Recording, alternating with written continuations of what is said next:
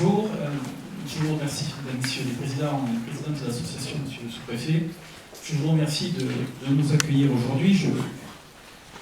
Je me présente, je m'appelle Gilles Magrini, je suis avocat dans un cabinet qui s'appelle la SCP Camille. Alors, nous sommes un cabinet, je vais vous présenter assez rapidement, parce que c'est pas très intéressant finalement. Un cabinet, nous sommes 23 avocats aujourd'hui, avec des spécialités différentes. Et moi, je suis en charge donc, de département qui est le département de droit public. Donc, je fréquente les juridictions administratives. Et si vous souhaitez que nous vous accompagnions dans une action en justice, eh bien, elle devra se produire devant le juge administratif.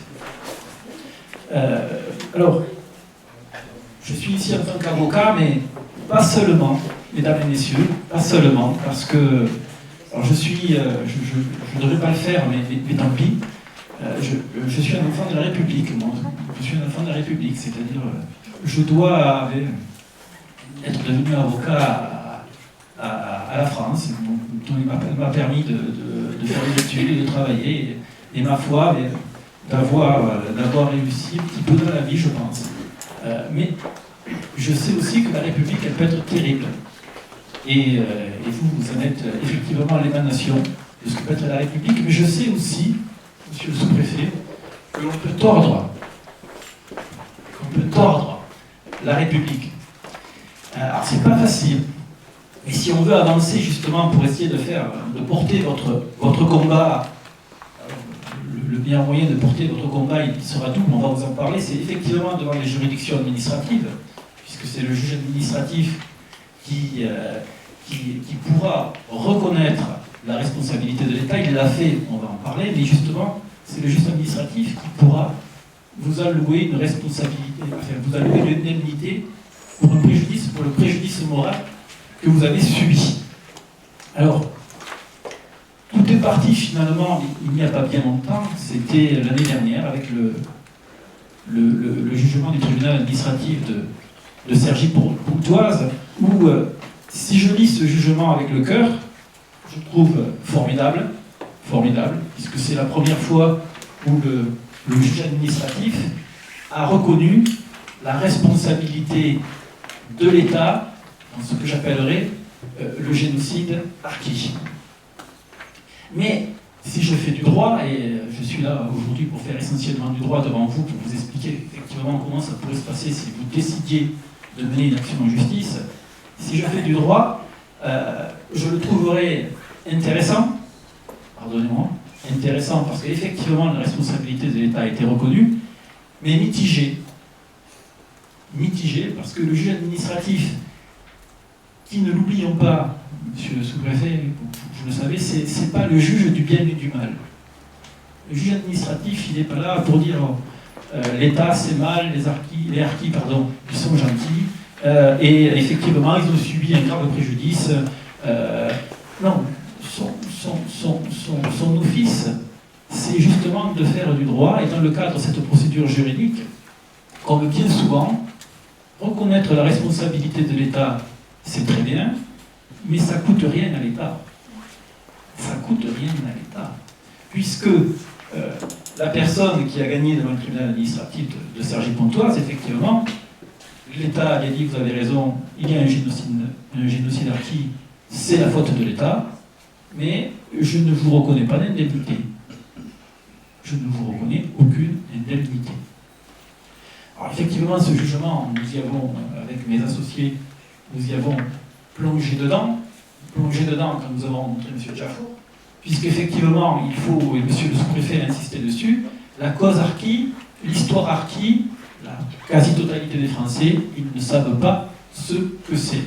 Et ni le juge administratif. Le juge administratif, comme tout Français, les juges que nous côtoyons tous les jours, le génocide harki, c'est quelque chose qu'ils ont peut-être lu, entendu, mais qu'ils n'apprécient pas véritablement dans sa valeur. Donc aujourd'hui, effectivement, la personne qui a eu gain de cause dans le tribunal administratif, elle est allée en appel, pour justement dire à la cour administrative d'appel, attendez, là il y a un souci, moi j'ai subi un préjudice moral, et je veux que ce préjudice moral soit indemnisé. Cette affaire est pendante devant la cour administrative d'appel, il faudra attendre son résultat. Mais si nous décidons encore une fois de travailler ensemble, vous serez confrontés au même problème. À une nuance près, c'est que l'action, à mon avis, elle doit être double. Bien évidemment, elle doit être portée devant le juge administratif, mais elle doit être également, et je vais en parler, tant pis, même si M. Jafour m'a dit que nous n'en parlerons pas, elle doit être portée au niveau politique. Elle doit être portée au niveau politique.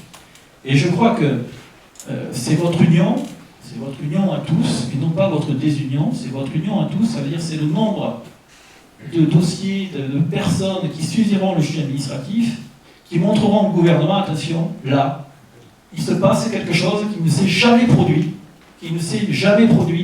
je suis face à une multitude de demandes, et je ne peux pas traiter ces demandes en laissant le juge administratif seulement trancher la question.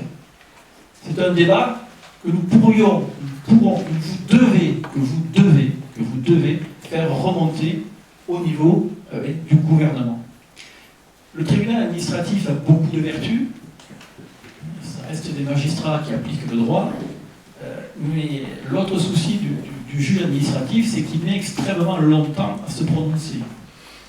À Toulouse, si nous saisissons le juge administratif demain, nous aurons un jugement dans 3 ans et demi.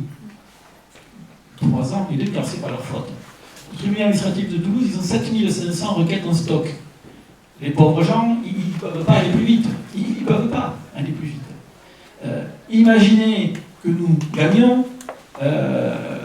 Si l'État venait, je ne le crois pas, mais on ne sait jamais, tout est possible avec l'État français, s'il venait à faire appel, eh bien c'est 1 an et demi, 2 ans de plus.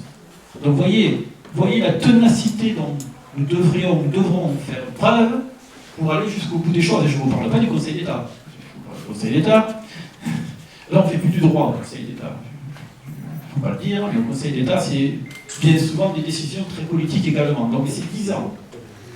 Donc, aujourd'hui, il est fondamental, bien évidemment, dans le plan que nous allons vous proposer, d'aller devant le juge administratif, parce que c'est votre juge,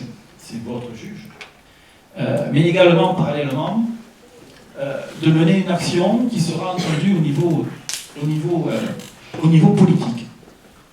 Je vous l'ai dit en introduction, nous avons travaillé avec le cœur aussi. Moi, on ne se connaît pas encore, mais si jamais j'ai le plaisir de pouvoir travailler avec vous, vous verrez, on se rapprochera, vous verrez que, bon, je crois que dans ce dossier-là, il faut y mettre énormément de rigueur, mais il faut aussi le déplacer sur de nombreux terrains. En fouillant, c'est ce qu'on a fait, en décortiquant le jugement du tribunal administratif de Cergy-Pontoise, on s'est rendu compte qu'il y avait des failles.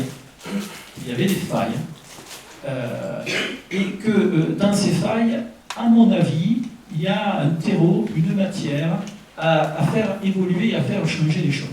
Alors, comme nous sommes venus à trois, pas parce que je ne voulais pas me sentir seul, nous sommes venus à 3 parce que je crois que ce dossier, il dépasse Toulouse, il dépasse le département, il dépasse la région, c'est un dossier national. Et j'en ai parlé à M. Jafour, je lui ai dit, voilà, si nous devons travailler ensemble, nous y mettrons, nous, les moyens humains pour vous aider, pour vous soutenir tous ensemble à obtenir gain de cause. Et ne pas faire une procédure pour avoir une victoire à la Pyrrhus, c'est-à-dire effectivement le tribunal administratif va nous dire oui, comme à Cergy-Pontoise, vous avez raison, l'État, ils sont pas gentils, c'est pas bien, c'est vraiment pas bien ce qu'ils ont fait, mais bon, ma foi, il n'y a pas d'indemnité. Ça, moi, je ne veux pas l'entendre, et c'est pour ça que nous avons mis en place, nous aussi, une armée, on va dire, une armée, parce que vous voyez la phase avant de l'armée, mais derrière, nous avons aussi des collaborateurs, justement, pour pouvoir aller plus loin, creuser, s'engouffrer dans les failles du juge administratif, des rouages de l'administration que nous connaissons aussi un petit peu, parce que je ne fréquente que le juge administratif, avec votre soutien, monsieur le sous-préfet, parce qu'il y a beaucoup de choses que vous savez que je ne sais pas.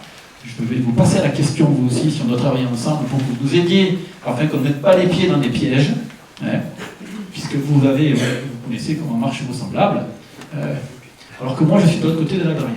Ce que je vous propose aujourd'hui pour continuer dans notre présentation, donc je vais demander à Maître Moutou à la game de prendre la parole justement pour aborder l'aspect plus politique du dossier. On ne fait pas de la politique, mais on veut le mettre au niveau politique, c'est ce qu'on vous propose. Ce sera à vous après, entre vous, de dire ok, on est d'accord avec les avocats, on n'est pas d'accord, mais on va vous dire ce qu'on vous propose. Et ensuite, mon confrère Maître Egea, qui ne m'écoute pas, coucou, j'écoute. Bon, vous présentera plutôt l'aspect sur le plan indemnitaire. Voilà, si vous en êtes d'accord, comme j'aimerais vous présenter les choses ce matin. Merci. Alors, bonjour à tous, effectivement. Moi, je vais rebondir un petit peu sur ce qu'a dit M. Tiafour et en même temps ce qu'a dit M. le sous-préfet sur quelques détails de procédure. Alors, M. Tiafour vous l'a dit tout à l'heure, il s'agit d'une requête qui sera unique en son genre, qui est la première qui sera faite dans ce domaine, et qui sera portée par tous. D'accord ? Donc il y aura des requêtes qui seront individuelles, monsieur un tel, requérant devant le tribunal administratif, et en même temps, c'est l'addition de toutes ces requêtes qui fera l'action devant le juge administratif. D'accord ? En ce sens, monsieur le sous-préfet vous l'a dit tout à l'heure, il faut que vos associations soient fédérées. C'est-à-dire que l'action ne sera pas menée par une association, ou par plusieurs associations, elle sera menée par des requérants individuels. Maintenant, le juge administratif pourra bien évidemment joindre toutes ces requêtes, puisque c'est la même question qui lui est posée, c'est la même demande qui lui est soumise, il pourra joindre ces requêtes pour les traiter ensemble. Et en cela, si vous avez un petit peu entendu parler à la télévision des fameuses class actions, c'est un petit peu le principe. D'accord ? C'est une action de groupe, mais ce sera différentes requêtes qui seront analysées par le juge administratif. Donc sur ce point, ce qu'il faut bien comprendre, et c'est en cela que nous sommes venus à trois, effectivement, parce qu'il y aura un énorme travail à mener, pour dire pour chacun d'entre vous, pour chacun des requérants, quel est son préjudice. D'accord ? Quels sont les faits de l'histoire qu'il a connus, que sa famille a connus, et pour lesquels il demande réparation. Donc pour chacun, il y aura des faits à retracer et un préjudice dont le chiffre sera précis, qui sera demandé au juge administratif. D'accord ? Évidemment, si on demande au juge un montant qui est identique pour tous, il se dira ce n'est pas fondé parce que tous n'ont pas vécu les mêmes choses. D'accord ? Une famille est arrivée à telle année en France, une autre un an plus tard, 2 ans plus tard, l'un a pu aller à l'école, l'autre n'a pas pu aller à l'école, donc ce n'est pas exactement les mêmes faits. Vous voyez ? Et pas exactement les mêmes montants qu'on va demander. Donc là-dessus, on a un gros travail à mener, et c'est en cela que ces requêtes sont individuelles. Après, il y aura effectivement une globalité de la requête qui sera gérée. Pourquoi ? Parce qu'on va tous demander pour chacun d'entre vous la reconnaissance de la responsabilité de l'État. Ça va être la question unique que l'on va poser. Et en ce sens, on s'appuiera sur ce qu'a reconnu le juge administratif à Cergy-Pontoise sur cette question.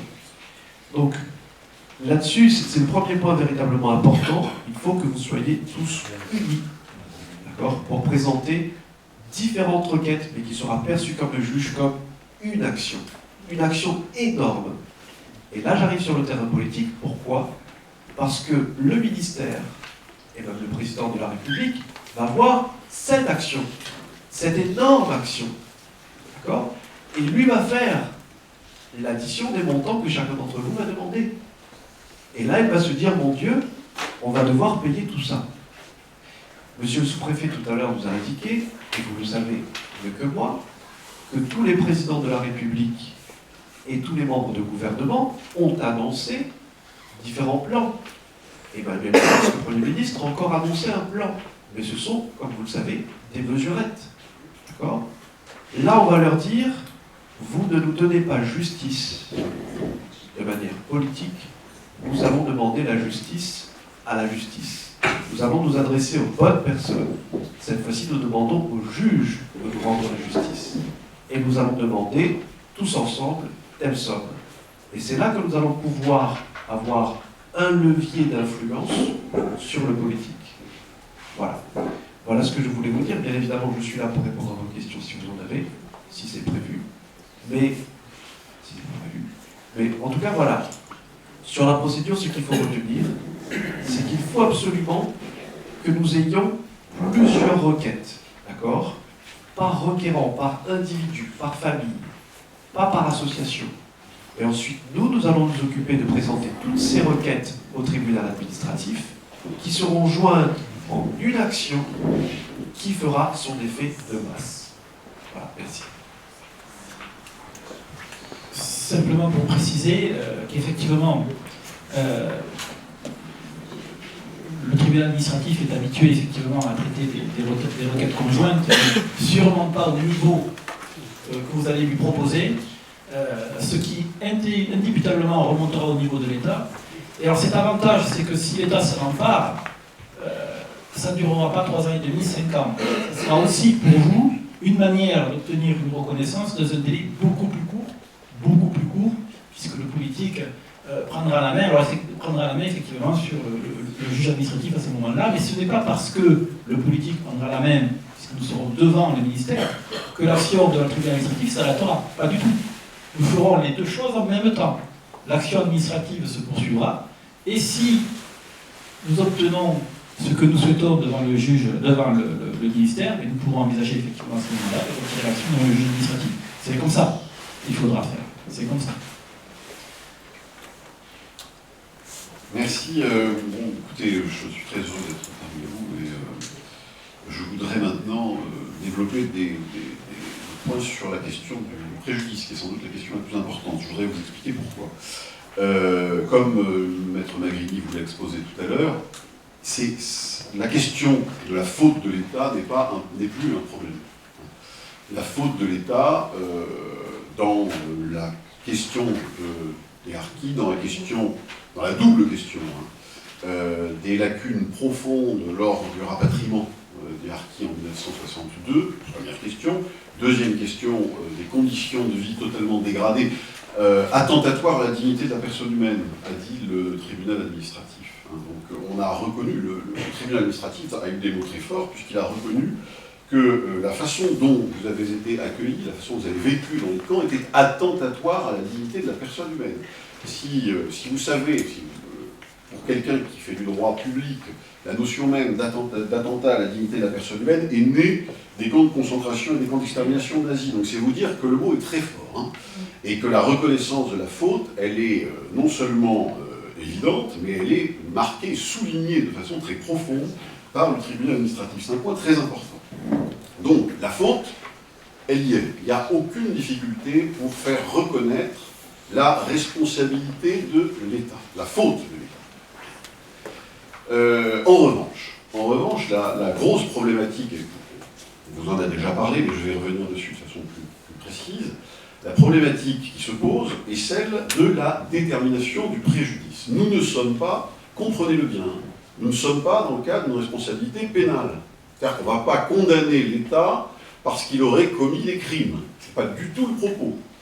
Nous sommes devant une responsabilité de type administratif. La responsabilité administrative, nous reconnaissons, le juge reconnaît par un raisonnement classique, le juge reconnaît la faute, comportement fautif des pouvoirs publics, il va en tirer les conséquences seulement si la personne qui attaque l'État est en mesure d'établir, de prouver qu'il a subi un préjudice. Alors pourquoi le tribunal administratif n'a pas reconnu de préjudice? Vous pouvez vous poser cette question quand même, puisque vous tous, vous avez l'impression forte d'avoir subi des préjudices très importants. Et d'ailleurs, si le tribunal administratif dit il y a atteinte à la dignité de la personne humaine, par définition, il y a un préjudice. C'est évident. Si vous avez subi une atteinte à la dignité de votre personne, c'est qu'il y a un préjudice au moins moral. Donc comment se fait-il que l'État, d'un côté, que le tribunal administratif, d'un côté, prétende qu'il y a une faute pour aboutir à l'absence de préjudice?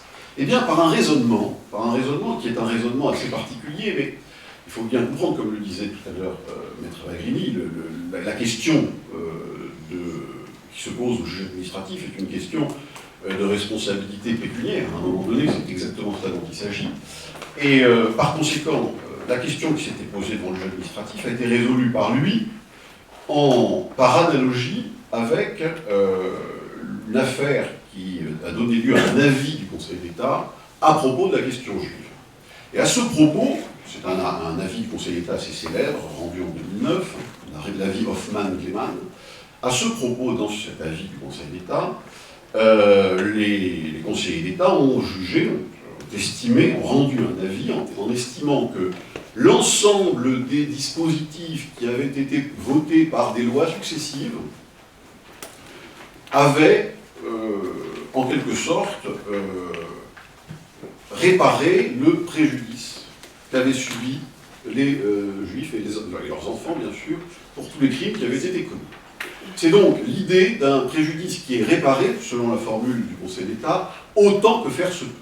L'idée générale, on ne peut pas réparer les drames de l'histoire totalement, on les répare autant que faire se peut par des mécanismes. Et dans la décision du tribunal administratif, le juge administratif a listé les différents dispositifs qui ont été mis en œuvre par l'État de façon très chiche, comme vous l'avez dit, monsieur le sous-préfet.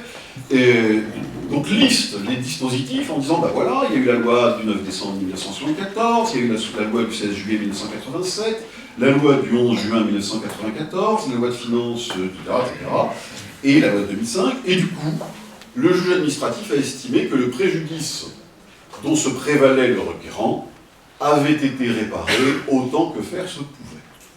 Voilà la situation dans laquelle nous sommes. Nous avons, moi j'ai étudié attentivement cette question, et je dois vous le dire, juridiquement, je trouve que cette position est extrêmement faible. Pourquoi ?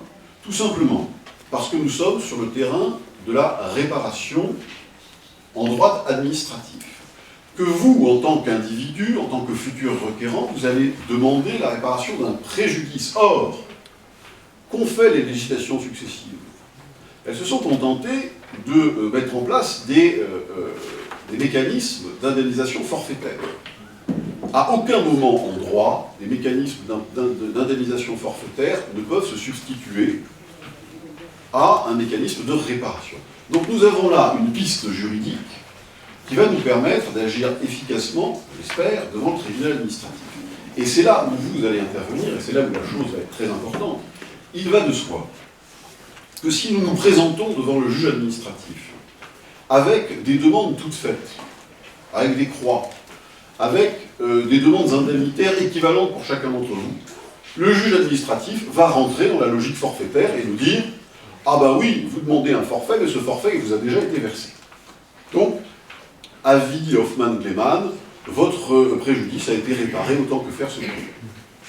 Si en revanche, pour chacun d'entre vous, dans chacune des requêtes, il y a une histoire, des drames vécus, personnels, des pertes de chance, je n'ai pas été scolarisé, je n'ai pas pu faire ma scolarité, des pertes de chance sérieuses, des préjudices moraux. Si on est en mesure de faire pour chacun d'entre vous un récit circonstancié, alors on va être en mesure de briser cette logique de l'indemnisation forfaitaire autant que faire se peut. C'est la raison pour laquelle nous insistons beaucoup, sur le fait que nous devons être les plus nombreux possibles, tout simplement pour faire une sorte de guerre éclair. On va arriver avec un grand nombre de dossiers, on alerte la presse, soyons clairs, on alerte la presse, voilà, nous représentons tant de personnes. Et nous les représentons chacun individuellement, mais ils sont tant. Et alors là, soudainement, l'État va être apeuré, c'est une évidence, c'est une évidence. Donc il y a une stratégie de guerre éclair, si je puis dire, vraiment, une guerre de front avec une véritable stratégie du nombre, mais en même temps, j'insiste sur ce point, chaque requête sera individualisée avec l'historique de chacun, pour précisément asseoir l'idée d'un préjudice vécu personnellement. Vous avez tous subi des préjudices individuels. Nous individualisons les requêtes dans le cadre d'une action collective. C'est ce qu'il faut bien comprendre. Plus on est nombreux, plus il y aura de poids à cette requête. Et nous allons évidemment travailler, évidemment en partenariat avec les associations, c'est évident, on ne peut pas faire le travail tout seul. Nous allons travailler pour que le récit de vos requêtes individuelles, vos préjudices individuels, soit le plus précis, le plus circonstancié possible. Et là qu'on nous plaiderons. Je peux vous dire qu'on ne plaidera pas sur, oui, il y a une souffrance, il y a eu des crimes, etc. Non, non, on plaidera individuellement. Tel monsieur, telle dame, incarcéré quasiment, enfin, dans une situation attentatoire à la dignité de la personne, les parents qui sont morts dans des situations atroces, on parlera de tout ça, on ne va pas hésiter à poser pour chacun d'entre vous les jalons de votre histoire et de votre vécu. Et c'est ça qui est extrêmement important. Alors comprenez le bien, nous on est là à la fois pour vous exposer bien évidemment cette stratégie qui consistera à demander en masse des demandes indemnitaires fondées sur un vécu personnel, et puis pour que chacun d'entre vous soit en mesure aussi de faire ce travail de réappropriation de sa propre histoire personnelle. Voilà. Je termine. Par ailleurs, il y aurait aussi une dimension collective. Je crois comprendre que les symboles sont aussi importants. Nous demandons, bien sûr, et nous demanderons qu'il y ait une reconnaissance symbolique du préjudice moral subi collectivement. Mais peut-être est-ce moins important sur le plan de la force contentieuse, de la démarche contentieuse, que cette requête individualisée et collective en lui. Voilà. Évidemment, je suis prêt à répondre à la question, il n'y a pas de question. J'espère avoir été à peu près clair sur la stratégie que vous souhaiteriez développer. Quel doit être approximativement le nombre de requérants, s'il vous plaît? Par définition, il n'y a pas de... Non, mais il n'y a pas d'effet de seuil, peu importe. En réalité, peu importe sur le plan juridictionnel, puisque ce sont des requêtes individuelles. Et je dis simplement que, évidemment, plus il y aura de requérants, plus notre requête, la requête et la démarche stratégique aura un poids. Si on est 20, ça n'a pas de poids, c'est du saupoudrage. Et plus on est nombreux, plus évidemment il y aura un effet de masse très important, un levier. Alors pour répondre à vos questions, maître, je vais donner une information à mes compatriotes. Alors pour des raisons d'emploi de temps, pratiques, les questions pourront être posées aux avocats durant le repas. Ils viennent manger avec nous au restaurant, donc vous pouvez leur poser toutes les questions que vous voulez. Là, s'ils n'ont pas trop le temps de manger, ils mangeront ce soir. Voilà, mais pour ce matin, pour une raison tout simplement de respect de l'emploi du temps, on ne pourra pas poser des questions, leur poser des questions.